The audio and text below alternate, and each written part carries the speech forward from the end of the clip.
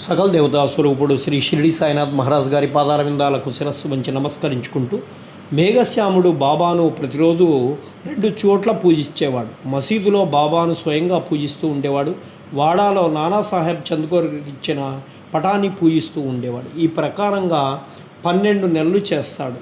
వాని భక్తిని మెచ్చుకున్నటువంటి బాబా తనకొక దృష్టాంతాన్ని చూపిస్తాడు. ఒకనాడు వేకువజామున మేఘుడు తన శయ్యపై పడుకొని కళ్ళు మూసుకొని ఉన్నప్పటికీ లోపల ధ్యానము చేయుచు బాబా రూపమును చూస్తాడు.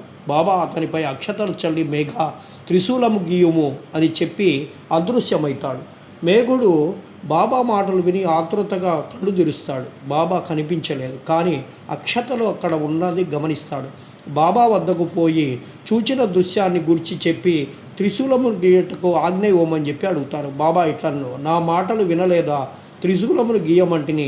ఇది దృశ్యము కాదు, స్వయంగా నేను వచ్చి తిని నా మాటలు పొల్లుగావు, అర్థవంతములు.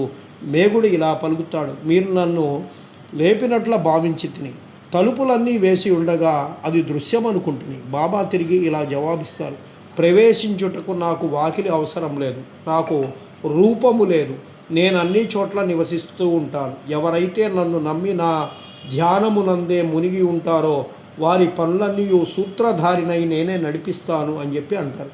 మేఘుడు వాడాకు తిరిగి వచ్చి బాబా పటం వద్ద గోడపై త్రిశూలము ఎర్ర రంగుతో గీస్తారు. ఆ మరుసటి దినము ఒక రామదాసి భక్తుడు పూనా నుండి వచ్చి బాబాకు నమస్కరించి ఒక శివలింగాన్ని సమర్పిస్తాడు. అప్పుడే మేఘుడు కూడా అచ్చడికి వస్తాడు. బాబా ఇలా అంటారు, చూడు, శంకరుడు వచ్చినాడు, జాగ్రత్తగా పూజించు. మేఘుడు త్రిశూలము గీసిన వెంటనే లింగము వచ్చుట కాంచెను. అతడు ఆశ్చర్యపడుచుండగా మేఘశ్యాముడు వచ్చి బాబా తనకు లింగము కానుగ్గా ఇచ్చనని చూచెను.